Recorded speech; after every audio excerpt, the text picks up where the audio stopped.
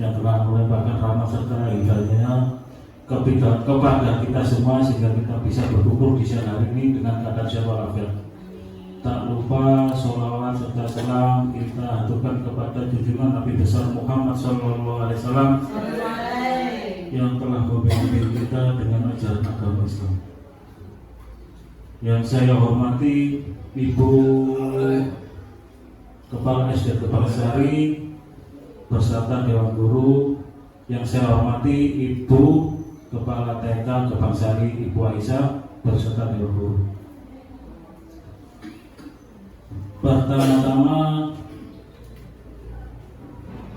sebelum acara dimulai, acara pertama adalah pembukaan yang nanti disampaikan oleh Ibu Kepala Sekolah. Yang kedua, acara inti presentasi aksi nyata yang disampaikan oleh Ibu Nur Arbatin. Yang ketiga nanti sesi tanya jawab. Yang terakhir penutup. Sebelum acara kita mulai, kita awali dengan bacaan Bismillahirrahmanirrahim agar acara berjalan dengan lancar dan sesuai apa yang diharapkan. Untuk sambutan yang pertama disampaikan oleh Kepala Sekolah. Waktu dan tempat kami persilakan.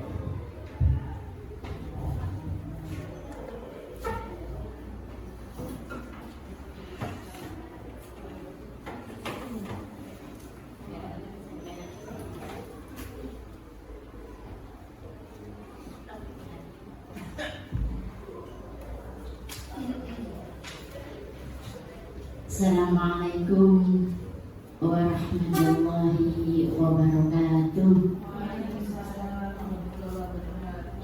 Yang terhormat Bapak Ibu Dewan Guru SDN Kebangsari, yang terhormat Ibu Kepala TK Kebangsari beserta Dewan Guru.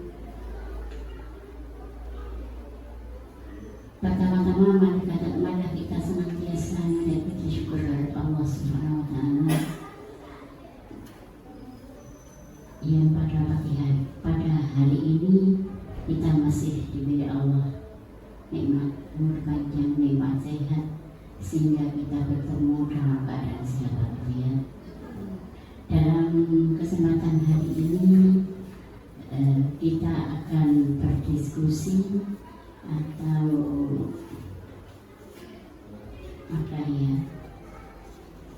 semacam membahas topik yang akan dibawakan pada hari ini, yaitu guru penggerak Bu Nur Arbatin. Pada hari ini akan berdiskusi dengan kita semua masalah penerapan budaya positif di kelas dan sekolah, yang akan membahas mengenai keyakinan kelas dan hukuman dan konsekuensi yang akan diterima oleh siswa berdasarkan kesepakatan yang ditentukan bersama, yaitu ini yang harus dijalani, ini kalau tidak menjalankan ini berarti konsekuensi yang harus diterima itu ini. Jadi dalam hal ini Bapak Ibu guru di kelas harus membuat kesepakatan kelas yang akan disetujui atau akan didiskusikan bersama-sama antara siswa atau murid dengan wali kelasnya, guru kelasnya. Adapun kesepakatan ini yang harus Bapak Ibu rinci. Misal kalau melanggar peraturan kelas, kayaknya tidak membersihkan kelas atau tidak piket atau tidak mengerjakan tugas, ini konsekuensinya apa?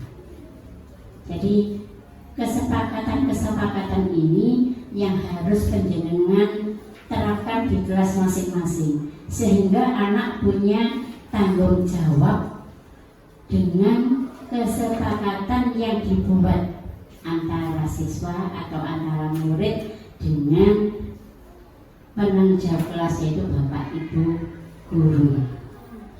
Jadi dalam kesempatan ini monggo kita berdiskusi bersama-sama bagaimana sih kesepakatan itu kita buat atau keyakinan kelas itu kita buat.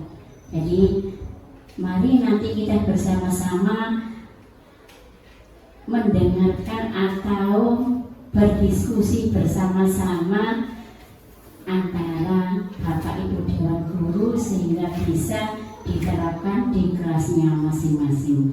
Saya mohon untuk CGP ini bisa memotivasi kepada Bapak Ibu Dewan Guru di SDN Kebangsari ini menjadikan SD kita ini menjadi lebih baik. Dengan adanya guru penggerak ini bisa meningkatkan kualitas belajar di SDN Kebangsari. Menjadi SDN Kebangsari tidak dipandang sebelah mata oleh SD-SD yang lain atau masyarakat sekitar sini. Dengan meningkatnya kinerja kita menjadikan SD kita sejajar dengan SD-SD yang lain. Mungkin itu yang bisa saya sampaikan. Semoga dengan diskusi kali ini menjadi motivasi kita bersama untuk menjadi lebih baik. Semoga diskusi pada hari ini bermanfaat bagi kita semua, berguna bagi siswa atau murid-murid kita, dan juga berguna bagi Bapak Ibu Dewan Guru yang ada di lingkungan SDN Kebangsari baik TK maupun SD. Yang masih muda-muda ini monggo segera daftar jadi guru penggerak. Ini Bu Ayu, Pak Uzul, Bu Isa, Bu Vela, ini monggo yang masih muda-muda ini semangat untuk mencari ilmu, ya, semangat ojo jadi motivasi aku kok jadi guru penggerak, jadi kepala sekolah. Jangan motivasinya seperti itu. Jadi motivasinya mencari ilmu dulu. Nek wis ilmu katut, mesti yang lainnya itu nurut, ya. Kalau ilmunya sudah dapat, yang lainnya itu ikut. Itu harus jadi motivasi kita bersama. Ojo nek wis ini aku kok nek dadi CGP terus jadi kepala sekolah. Motivasinya jangan seperti itu.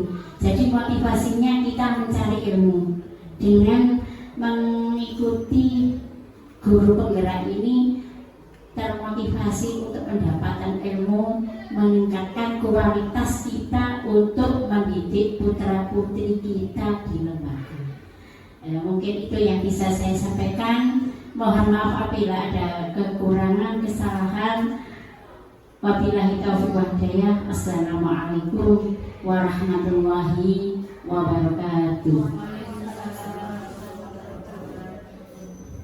Terima kasih atas sambutan dari Ibu Kepala Sekolah sehingga menjadi motivasi bagi kami guru-guru muda di SDN Kebangsari. Acara selanjutnya, acara ini itu yang akan disampaikan oleh Ibu Lora Batin. Monggo tempat dan waktunya persilakan. Assalamualaikum warahmatullahi wabarakatuh. Yang terhormat kepada Ibu Kepala Sekolah SDN Kebangsari beserta Bapak Ibu Dewan Guru, dan yang saya hormati Kepala TK Dharma Wanita Kebangsari beserta Ibu Dewan Guru. Pertama-tama marilah kita ucapkan kepada Allah karena pada siang hari ini kita diberi kesehatan, diberi kesempatan untuk bisa ikut dan melaksanakan diseminasi penerapan modul. Yang kedua kalinya sholawat serta salam tetap tercurahkan kepada junjungan kita Nabi besar Muhammad SAW, yang mana syafaat beliau telah kita harapkan di hari kiamat. Bapak Ibu semua, sebelumnya saya berterima kasih karena panjenengan semua bisa hadir, bisa ikut serta dalam diskusi ini, ya. Balik direpoti, matur suwun atas kesediaannya. Kita langsung saja, Ibu, saya langsung menjelaskan.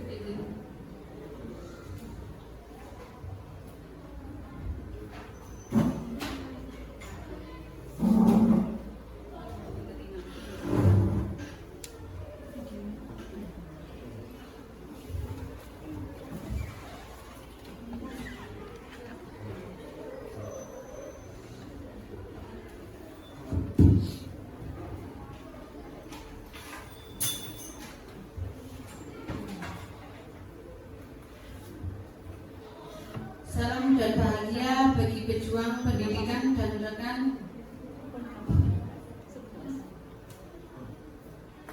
rekan saya semuanya. Mari belajar bersama, berkolaborasi, saling mendukung demi mewujudkan budaya-budaya positif di sekolah tercinta kita.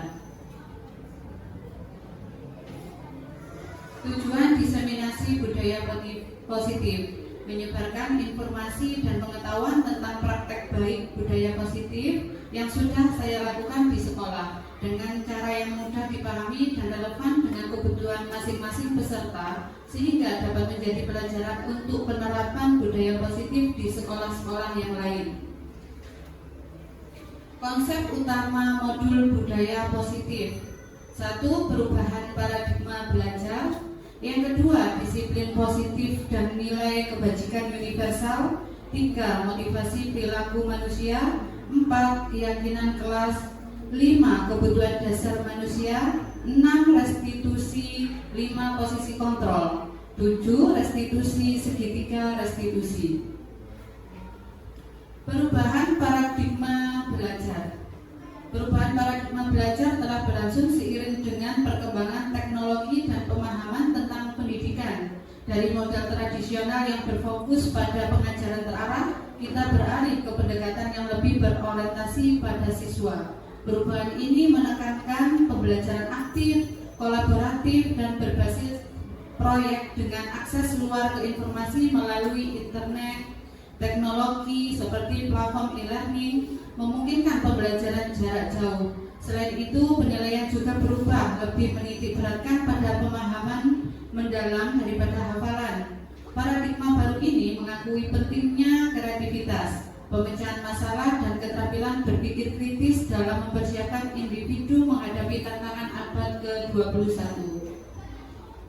Di sini ada perubahan paradigma stimulus respon dan teori kontrol. Siapa sesungguhnya yang memiliki kontrol? Sini stimulus respon, kita mencoba mengubah agar pandangan orang itu sama dengan kita. Kalau teori kontrol itu kita berusaha memahami pandangan orang lain tentang dunia. Stimulus respon, perilaku buruk dilihat sebagai suatu kesalahan. Teori kontrolnya, semua perilaku memiliki tujuan. Penerapan pengalaman konsep atau perubahan paradigma belajar yang sudah dilakukan. Yang sudah saya lakukan di kelas adalah seperti membuat keyakinan kelas bersama. Kita mengajak siswa-siswa untuk membuat keyakinan kelas, diskusi bersama mereka, kemudian mereka menempel di kertas pleno seperti gambar itu. Terus kita mengajar siswa, berfokus pada siswa. Kita biarkan siswa berkembang secara mandiri, tapi kita tidak. Kita tetap menuntun dan membimbing siswa. Yang ketiga, itu saya lakukan belajar di luar kelas. Kita menggunakan media yang ada di sekitar kelas atau sekolah. Yang ketiga, kita belajar kelompok, mempresentasikan setiap kelompok seperti itu. Disiplin positif dan nilai kebajikan universal. Makna disiplin. Disiplin itu berasal dari artinya itu belajar. Namun dalam budaya kita mana kata disiplin telah berubah menjadi sesuatu yang harus seseorang lakukan pada orang lain untuk mendapatkan kepatuhan. Kecenderungan umum adalah menghubungkan kata disiplin dengan ketidaknyamanan, bukan dengan apa yang kita hargai atau pencapaian suatu tujuan mulia. Ya, disiplin itu seakan-akan harus, ya, kita haruskan seperti itu. Next. Nilai-nilai kebajikan universal. Nilai-nilai kebajikan adalah sifat-sifat positif manusia yang merupakan tujuan mulia yang ingin dicapai setiap individu. Nilai-nilai tersebut bersifat universal dan lintas bahasa, suku bangsa, agama maupun latar belakang. Nilai-nilai kebajikan universal itu kita kenal dengan profil pelajar Pancasila. Ada 6. Beriman, bertakwa kepada Tuhan Yang Maha Esa dan berakhlak mulia, mandiri, bernalar kritis, berkebinekaan global, bergotong royong dan kreatif. Motivasi perilaku manusia. Pengertian motivasi adalah dorongan yang timbul pada diri seseorang secara sadar atau tidak sadar untuk melakukan suatu tindakan dengan tujuan tertentu. Motivasi perilaku manusia adalah faktor internal dan eksternal yang mendorong individu untuk bertindak atau mengubah perilaku mereka berdasarkan dorongan, kebutuhan atau tujuan pribadi seperti keinginan untuk mencapai kesuksesan, kepuasan atau pemenuhan kebutuhan dasar. Teori motivasi perilaku manusia itu ada 3. Motivasi internal itu untuk menghindari ketidaknyamanan atau hubungan. Motivasi eksternal untuk mendapatkan imbalan dari orang lain atau institusi, itu dari luar dorongannya. Sekarang motivasi internal tujuan disiplin positif itu untuk menghargai diri sendiri. Teori motivasi perilaku manusia menurut Ki Hajar Dewantara itu merdeka. Merdeka itu artinya tidak hanya terlepas dari perintah, akan tetapi juga cakap buat memerintah diri sendiri. Bukan berarti kita semaunya sendiri merdeka itu, tapi merdeka itu harus cakap membuat perintah untuk dirinya sendiri. Sekarang keyakinan kelas. Kita membuat keyakinan kelas itu yang dimiliki oleh individu atau kelompok terhadap tingkat pendidikan dan pelatihan sebagai sarana untuk mencapai tujuan dan keberhasilan dalam kehidupan. Ini mencakup keyakinan terhadap nilai pendidikan, kemampuan untuk meraih kesuksesan melalui belajar, dan pentingnya pendidikan dalam mengubah masa depan. Keyakinan kelas memainkan peran penting dalam motivasi dan aspirasi pendidikan seseorang. Individu dengan keyakinan kelas yang tinggi cenderung memiliki dorongan yang lebih besar untuk mengejar pendidikan yang lebih tinggi, mengembangkan keterampilan dan mencapai tujuan karir yang ambisius. Sementara yang rendah mungkin merasa terbatas dalam aspirasi mereka. Sini ada pertanyaan, mengapa ada keyakinan kelas dan apakah peraturan kelas belum cukup? Jawabannya adalah untuk mendukung keyakinan kelas itu untuk mendukung motivasi intrinsik, kembali ke nilai-nilai atau keyakinan-keyakinan karena akan lebih menggerakkan seseorang dibandingkan mengikuti serangkaian peraturan-peraturan. Di sini ada perbedaan keyakinan kelas dan peraturan kelas. Kalau peraturan kelas itu selalu kembalikan buku ke tempatnya seperti itu. Oke, itu seperti peraturan. Jadi kita disuruh. Kalau keyakinan kelas itu berarti tentang tanggung jawab. Oke, anak-anak sudah diberi tanggung jawab seperti itu. Terus kalau peraturan hanya dilarang mengganggu orang lain. Kalau keyakinan kelasnya berarti itu menghormati orang lain dan diri sendiri. Jadi anak-anak tidak melaksanakan itu seperti aturan, kepaksaan, tapi keyakinan kelas. Jadi merasa lebih leluasa dari dirinya sendiri seperti itu.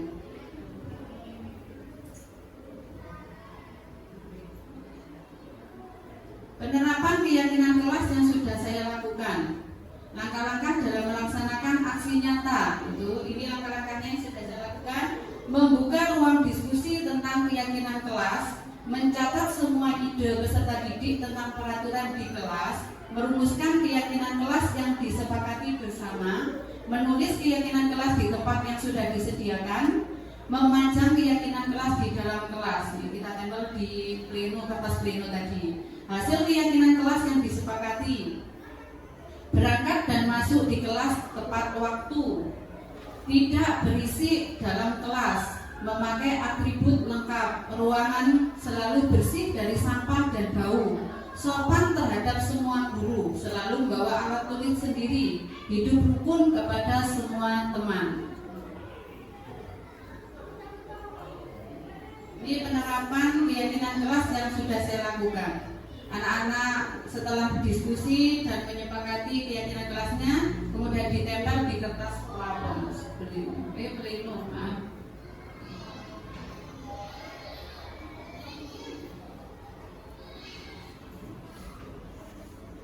Di sini ada kebutuhan dasar manusia. Ada 5 kebutuhan dasar manusia.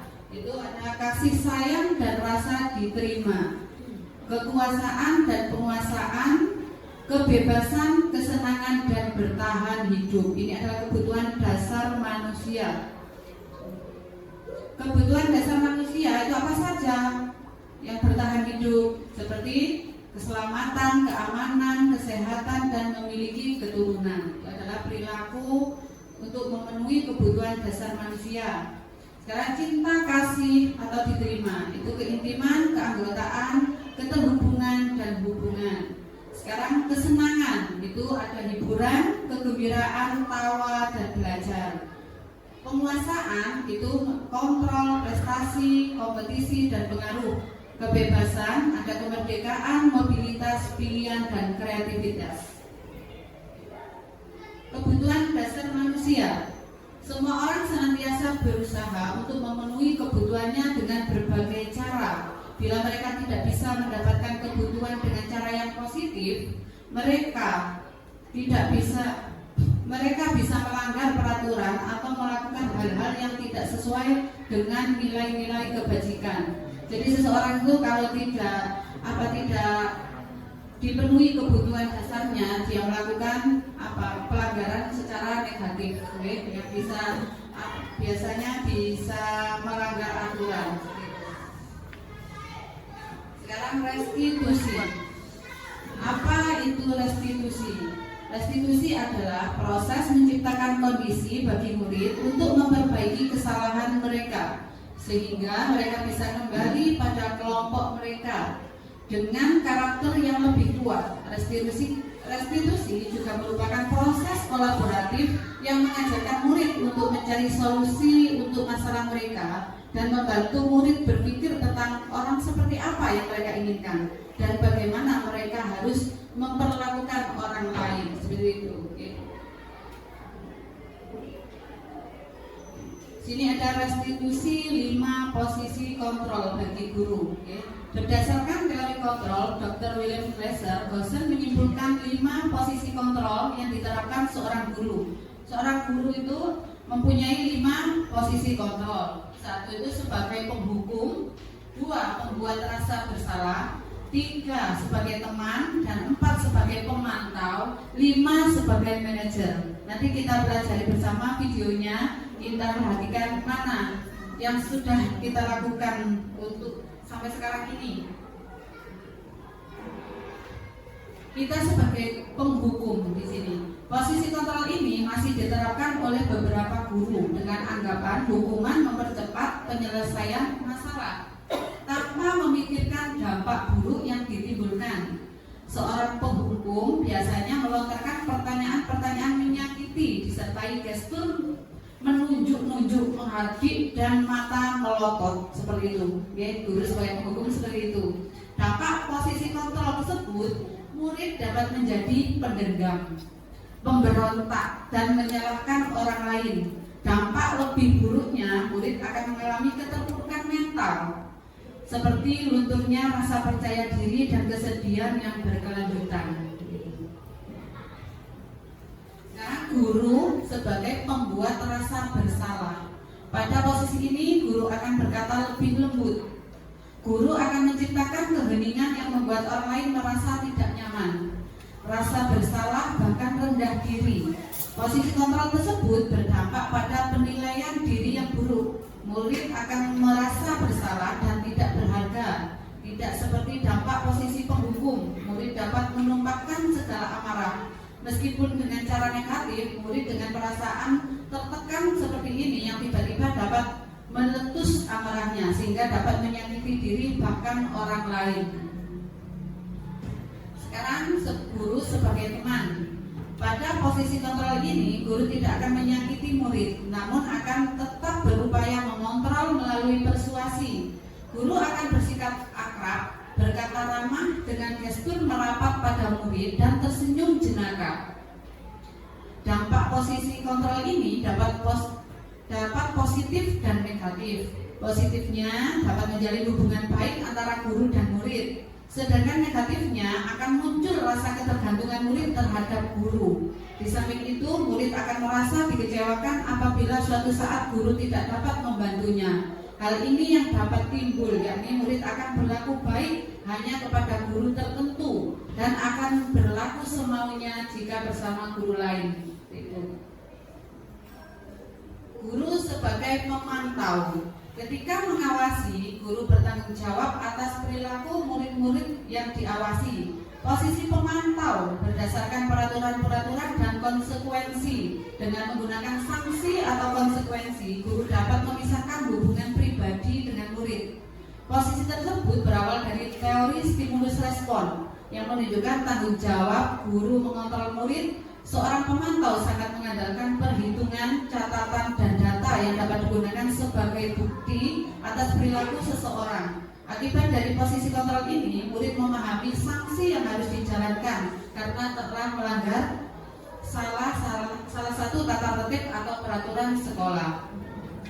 Sekarang guru sebagai manajer. Posisi di mana guru melakukan sesuatu bersama murid, mempersilahkan murid mempertanggungjawabkan perilakunya, mendukung murid agar dapat menemukan solusi atas permasalahannya sendiri. Pada posisi ini, murid diajak untuk menganalisis kebutuhan sendiri maupun kebutuhan orang lain. Di sini penekanan bukan pada kemampuan membuat konsekuensi, namun bagaimana dapat berkolaborasi dengan murid dalam memperbaiki kesalahan yang telah dilakukan. Dengan memposisikan diri sebagai manajer akan berdampak negatif pada penguatan watak dan karakter murid.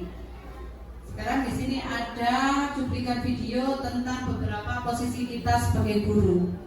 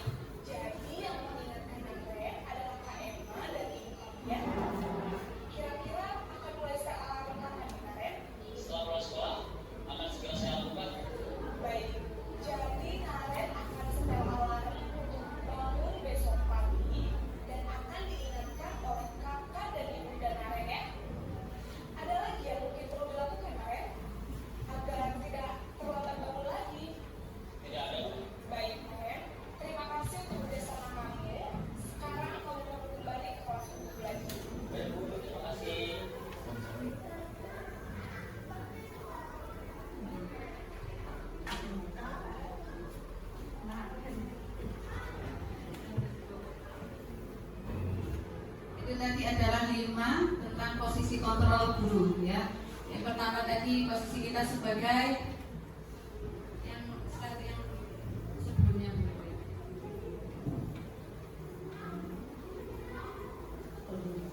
ya. 5 posisi kontrol kita guru ini sebagai penghukum, terus ada pembuat rasa bersalah, sebagai teman dan sebagai pemantau, terakhir sebagai manajer ya. Bagi kita nanti mana yang lebih cocok kita terapkan di kelas. Di sini ada ciri-ciri restitusi, bukan untuk menebus kesalahan, namun untuk belajar dari kesalahan, memperbaiki hubungan, tawaran bukan paksaan. Restitusi menuntun untuk melihat ke dalam diri. Restitusi mencari kebutuhan dasar yang mendasari tindakan. Restitusi diri adalah cara yang paling baik. Restitusi fokus pada karakter bukan tindakan. Restitusi fokus pada solusi. Restitusi mengembalikan murid yang berbuat salah pada kelompoknya. Di sini ada 5 posisi kontrol tadi. Kalau sebagai penghukum, pembuat kesalahan, membuat orang merasa bersalah, teman, pemantau, dan manajer. Itu identitas gagal kalau sebagai penghukum atau membuat merasa bersalah. Yang identitas berhasil atau sukses itu kita sebagai teman atau pemantau. Kalau identitas berhasil atau sukses dalam kontrol diri itu kita sebagai manajer. Restitusi, segitiga restitusi. Disiplin positif melalui segitiga restitusi merupakan proses untuk menciptakan kondisi bagi murid untuk memperbaiki kesalahan mereka, sehingga mereka bisa kembali pada kelompok mereka dengan karakter yang lebih kuat. Jadi ada segitiga restitusi, itu menanyakan keyakinan, validasi tindakan yang salah, dan menstabilitaskan identitas. Langkah penerapan segitiga restitusi itu ada menstabilitaskan identitas, itu untuk membuat anak yang merasa gagal karena berbuat salah menjadi positif terhadap dirinya. Jadi bertanya terlebih dahulu kita. Pertanyaannya bisa seperti, berbuat salah itu hal yang manusiawi, tidak ada manusia yang sempurna. Itu. Yang kedua,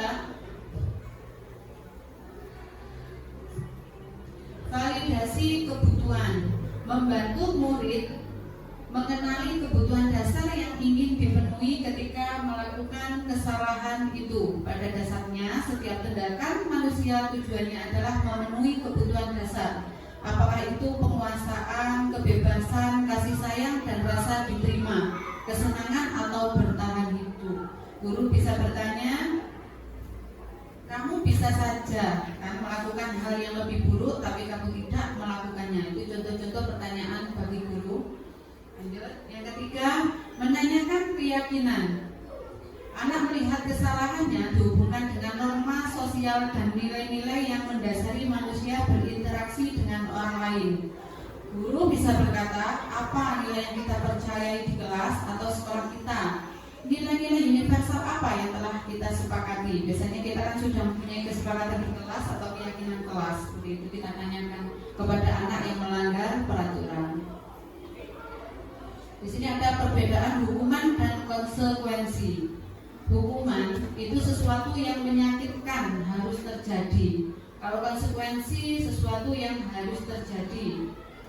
Kalau membuat anak sakit, hukuman itu ya, untuk jangka waktu yang lama misalnya. Kalau konsekuensi membuat anak merasa tidak nyaman dalam jangka waktu pendek. Ini ada perbedaannya. Sini ada identitas gagal. Hukuman itu termasuk identitas gagal. Identitas suksesnya itu disiplin, tentang konsekuensi dan restitusi. Kalau hukuman itu sesuatu yang menyakitkan harus terjadi. Kalau konsekuensi sesuatu harus terjadi. Kalau restitusi itu merupakan pilihan. Jadi anak diberi pilihan. Gitu. Kalau hukuman itu korban mendapatkan keadilan. Kalau konsekuensi korban bisa diabaikan. Restitusi korban mendapatkan ganti. Sekarang tindakan guru. Di sini ada contoh-contohnya tindakan guru. Mencatat 100 kali di dalam buku kalimat saya tidak akan terlambat lagi. Ini sering kita lakukan karena terlambat ke sekolah. Ini adalah merupakan hukuman. Kalau lari mengelilingi lapangan basket 2 kali karena terlambat hadir di sekolah, ini juga merupakan hukuman. Murid diminta untuk push up 15 kali karena tidak menggunakan masker ke sekolah, ini juga merupakan hukuman. Kita hukumannya melalui fisik. Menggantikan kertas tugas teman yang telah dicoret-coret, ini merupakan konsekuensi karena dia telah melakukan kesalahan dengan mencoret-coret kertas temannya. Terus membersihkan tumpahan air di meja tulis karena tersenggol pada saat belajar, ini juga konsekuensi. Murid disuruh untuk mengenakan sepatu seharian di sekolah karena tidak mengenakan sepatu hitam, ini merupakan hukuman. Lari mengelilingi lapangan basket 2 kali karena terlambat 10 menit untuk pelajaran PJOK. Ini merupakan konsekuensi. Ini aksi nyata penerapan segitiga restitusi yang sudah saya lakukan di kelas. Kemarin ada anak yang tidak melaksanakan piket karena terlambat datang ke sekolah, terus kemudian diejek temannya. Kita tanyakan itu kenapa anaknya menangis, akhirnya kita panggil bersama, kita tanyakan, terus akhirnya itu sudah minta maaf dan rukun lagi. Sekarang sesi tanya jawab. Silakan kita diskusi bersama. Monggo silakan yang mau. Terima kasih Bu Titin atas pemaparannya sangat jelas dan lugas. Acara selanjutnya adalah sesi tanya jawab. Monggo yang mau jawab silakan. Silakan tanya silakan. Oh ya, mana? Monggo.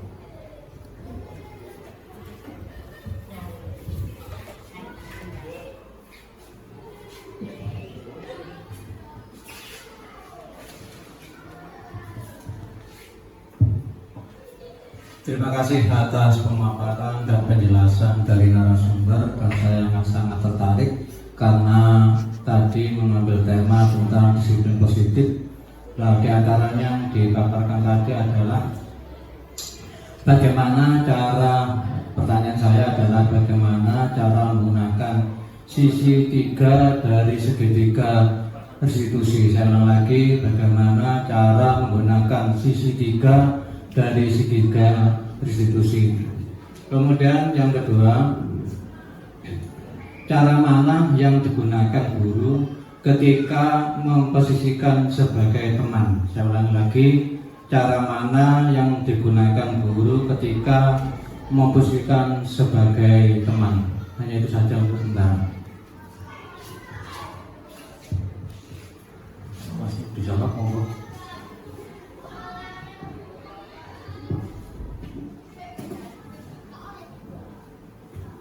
Terima kasih untuk pertanyaan dari Pak Nanang selaku wali kelas 6. Bagaimana cara kita menggunakan segitiga restitusi, itu Pak?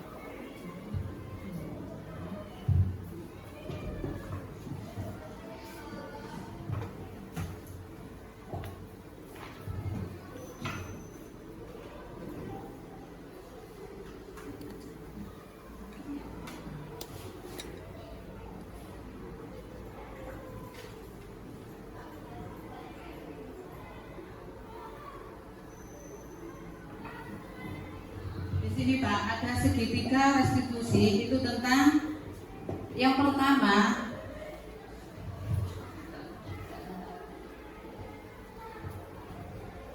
langkah yang pertama itu adalah menstabilitaskan identitas Pak. Kita membuat anak itu merasa gagal karena berbuat salah menjadi positif terhadap dirinya. Sebagai guru,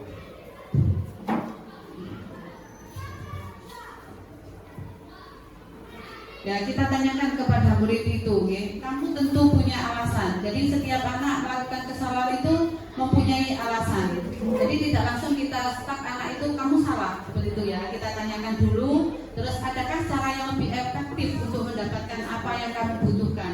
Karena kebutuhan dasar manusia tadi ada 5, ya, termasuk tadi kebebasan, kesenangan, kasih sayang, seperti itu.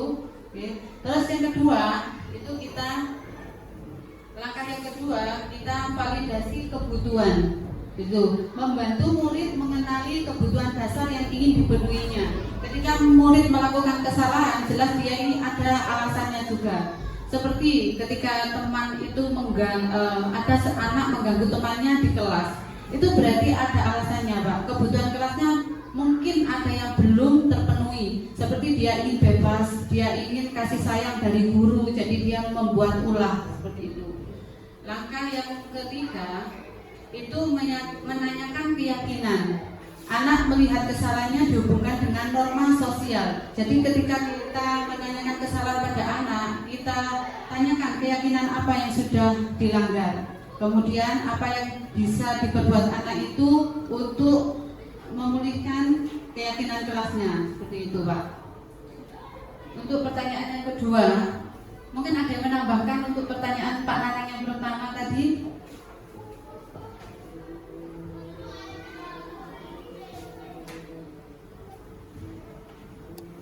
Mungkin Pak Nanang bisa menambahkan atau gimana? Saya beri penguatan lagi, ya. Sudah cukup apa? Masih kurang, Pak?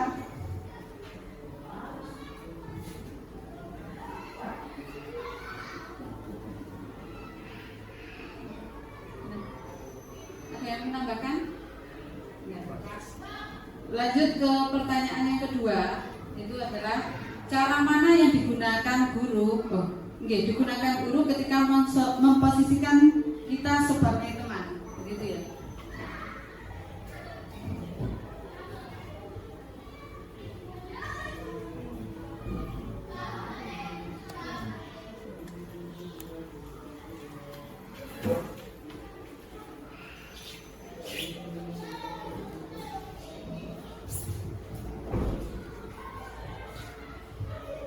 Saya ulang lagi, cara mana yang digunakan guru ketika memposisikan kita sebagai teman. Pada posisi kontrol ini, guru tidak akan menyakiti murid, ya, namun akan tetap berupaya mengontrol melalui persuasi. Guru akan bersifat akrab pada anak, berkata ramah dengan gestur merapat pada murid dan tersenyum jenaka. Assalamualaikum warahmatullahi wabarakatuh. Waalaikumsalam. Saya di sini sebagai perwakilan dari guru TK Dharma Wanita Kebangsari, mau tanya Bu Nini seputar TK juga, apa bisa seandainya keyakinan kelas itu digunakan di anak TK? Gitu. Terima kasih.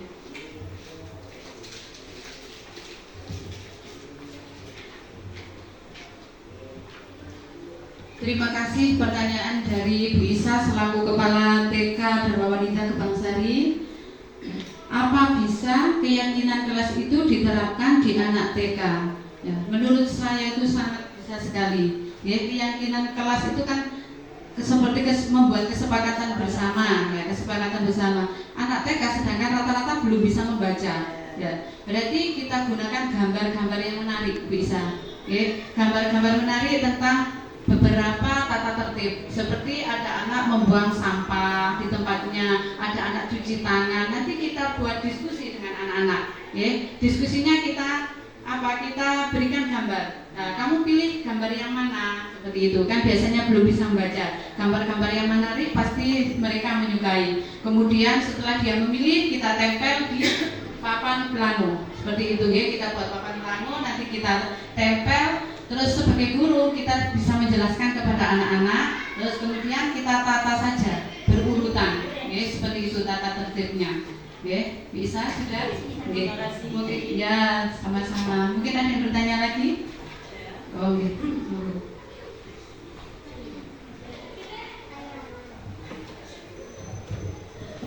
Terima kasih. Assalamualaikum warahmatullahi wabarakatuh. Waalaikumsalam. Tadi saya sudah menerima materi yang isinya yaitu restitusi 5 posisi kontrol guru. Ada 5 ya, dari nomor 1 sampai nomor 5. Terus yang saya ingin tanyakan yaitu apa perbedaan hukuman dan konsekuensi, dan mana yang lebih efektif dari hukuman dan konsekuensi tersebut. Terima kasih.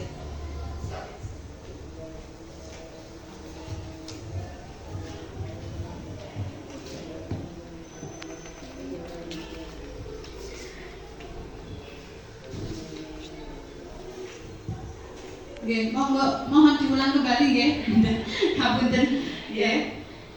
Tadi kan saya sudah menerima materi tentang restitusi posisi terburuk ya. Dan ini ada 5 yang saya tanyakan sehubungan dengan materi tersebut, apa perbedaan hukuman dan konsekuensi dan mana yang lebih efektif? Ya, terima kasih Bu Indah atas pertanyaannya. Saya mencoba menjawabnya. Perbedaan hukuman dan konsekuensi dan mana yang lebih efektif kita gunakan sebagai guru. Gitu. Perbedaannya, hukuman itu adalah suatu bentuk konsekuensi negatif yang diberikan sebagai respon atas tindakan yang melanggar aturan, norma, atau hukum. Kalau konsekuensi itu hasil akibat dari suatu tindakan atau keputusan yang bersifat positif maupun negatif. Jadi hukuman itu seperti kita memberi fisik seperti itu.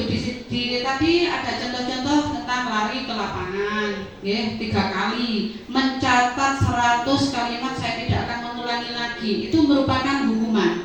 Tapi kalau konsekuensi, setelah kita mencoret kertas temannya, berarti kita mau menggantikan kertas itu. Seperti itu kalau konsekuensi. Kalau menurut saya itu yang lebih efektif itu adalah konsekuensi. Jadi anak tidak merasa terhukum, tidak merasa tersakiti, dan tidak merasa terpaksa seperti itu. Oh ya, terima kasih. Mungkin ada yang bertanya lagi?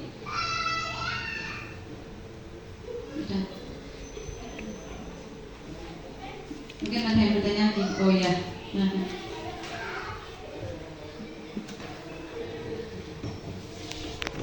Assalamualaikum warahmatullahi wabarakatuh. Waalaikumsalam warahmatullahi wabarakatuh. Terima kasih waktu yang diberikan. Yang saya tanyakan, apa perbedaan peraturan kelas dan keyakinan kelas? Saya ulang lagi, apa perbedaan peraturan kelas dan keyakinan kelas? Terima kasih. Terima kasih atas pertanyaannya Bu Wahyu, ya, selaku wali kelas 2. Apa perbedaan peraturan kelas dan keyakinan kelas? Kalau peraturan kelas itu biasanya muncul ada tanpa persetujuan pihak yang melaksanakan. Jadi kita membuat peraturan sendiri tanpa melibatkan anak-anak. Itu peraturan. Ya, biasanya langsung kita tempel, kita buat peraturan, kita tempel di kelas seperti itu yang biasa kita lakukan. Tapi kalau keyakinan kelas itu persetujuan yang dibuat bersama antara guru dan murid sehingga kita bisa menaati bersama. Jadi kita buat diskusi biar dengan murid mana yang nanti bisa kita sepakati kita terapkan di kelas seperti itu kalau keyakinan kelas. Ya, jadi kita sepakat bersama dengan anak-anak apa sih keyakinan yang bisa kita terapkan di kelas kita dan kita taati bersama-sama. Seperti itu Bu Wahyu.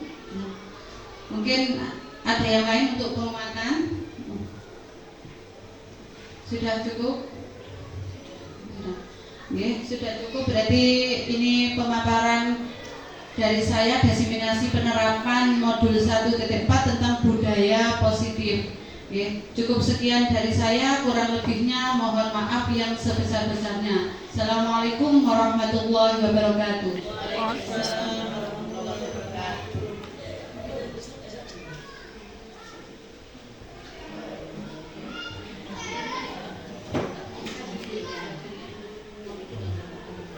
Alhamdulillah acara pemaparan dari materi dan sesi tanya jawab berikut ini sudah selesai.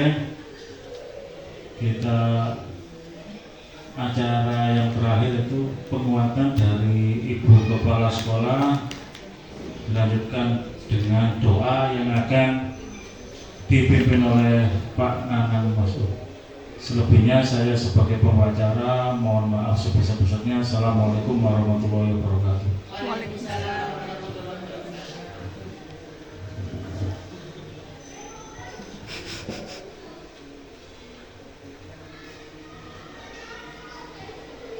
Bapak Ibu yang saya hormati,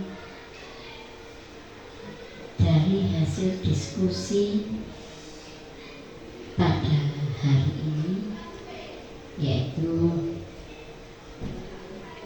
yang pertama peraturan kelas, keyakinan kelas, ini persetujuan dari semua warga kelas itu sendiri. Terus konsekuensi yang harus diterima dari kesepakatan yang ada di kelas itu masing-masing. Terus juga dari hasil-hasil diskusi yang kita terima pada hari ini, materi-materi yang telah dipaparkan oleh Bu Nur Arbaatin pada hari ini bisa diterapkan di kelas masing-masing, sehingga anak-anak ini tahu ini yang dibuat bersama. Kalau dia melakukan kesalahan, ini konsekuensi yang harus diterima itu ini.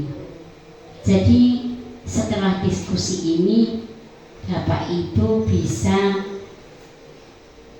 membuat kesepakatan kelas atau peraturan kelas, keyakinan kelas. Jadi bisa nanti Bapak Ibu ini berdiskusi dengan siswanya atau murid-muridnya di kelasnya masing-masing. Kalau TK mungkin jadi gambar-gambar, gambar ini nyoret apa di tembok. Konsekuensinya ini harus bisa hilang, bagaimana caranya, misalnya seperti itu.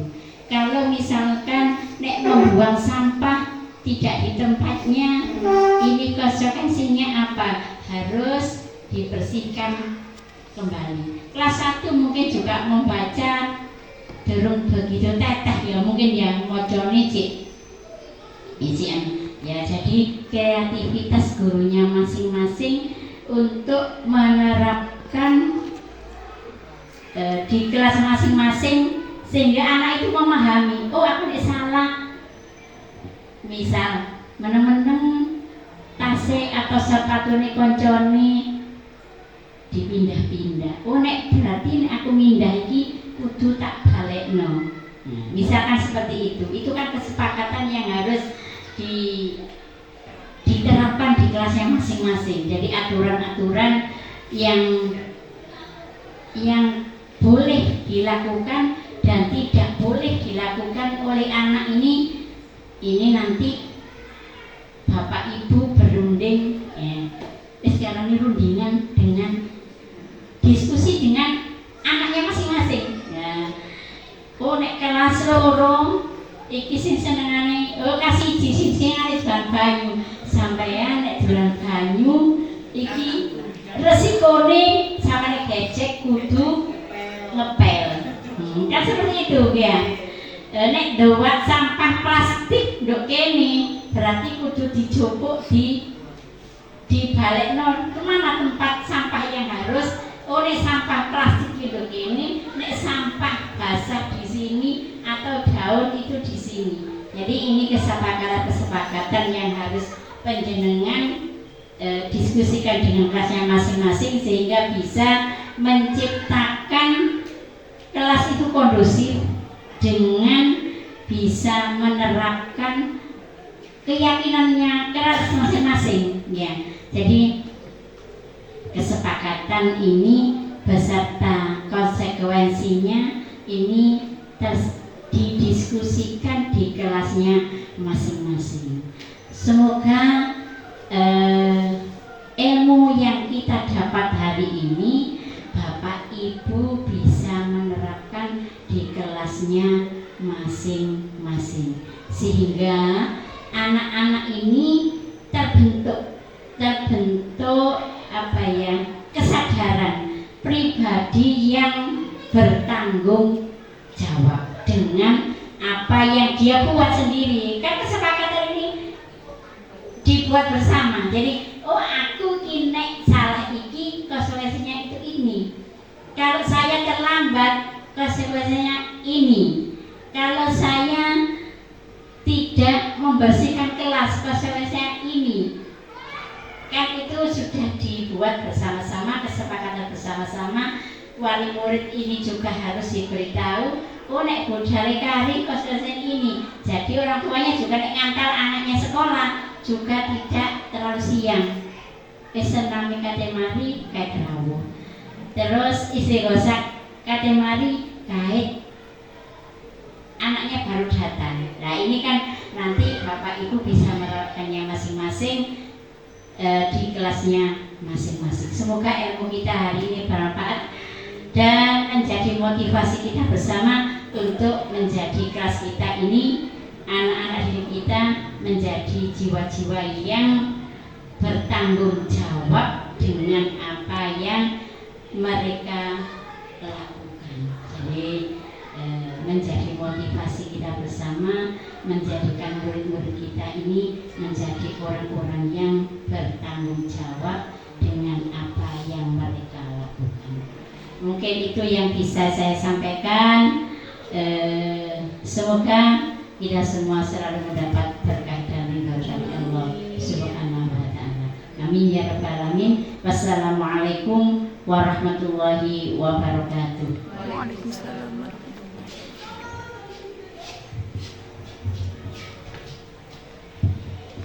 Ya Rabbi sahabat Rasulullah sallallahu alaihi wasallam hajatuna istighfar dan sedekah. Ya Al-Fatihah. A'udzu billahi minasyaitonir rajim. Bismillahirrahmanirrahim. Alhamdulillahirabbil alamin. Arrahmanirrahim. Maliki yaumiddin. Iyyaka na'budu wa iyyaka nasta'in. Ihdinas siratal mustaqim. أعوذ بالله من الشيطان الرجيم بسم الله الرحمن الرحيم الحمد لله رب العالمين حمد الشاكرين حمد النائمين حمدا كمزيد يا ربنا حمدا كما ينبغي لجلال وجهك وعظيم سلطانك اللهم صل وسلم على سيدنا محمد صلاة تنجينا بها من جميع الأهوال والآفات لنا بها من جميع الحاجات وتطهرنا بها من جميع سنة الحياة نتوكل على كل شيء قدير ربنا ظلمنا أنفسنا وإن لم تغفر لنا وترحمنا خاسرين سبحانك اللهم وبحمدك أشهد أن لا إله إلا أنت أستغفرك وأتوب إليك اللهم صل لنا من خشيتك وما تحول بيننا وبين ما شئت ومن طاعتك ومن تولنا من جنة اليقين وما تهون علينا مشاكل الدنيا اللهم تأني لسنا وبشرنا وقمنا استجبنا واجعلنا وارثا منا واجعلنا نرى من الدار ولا تجعل المشيئة في دين ولا تجعل الدنيا أكبر همنا ولا مبلغنا لا تسلم علينا من الرحم ما ربنا صغيرا ربنا لا تزغ قلوبنا بعد إذ هديتنا من لدنك رحمة إنك أنت الوهاب ربنا من الصالحين وربنا من الصالحين ربنا الصالحين ربنا آتنا في الدنيا حسنة وفي الآخرة حسنة وقنا عذاب النار وصلى الله على سيدنا محمد وعلى آله وصحبه وسلم سبحان ربك رب العزة عما يصفون وسلام على المرسلين والحمد لله رب العالمين. الفاتحة.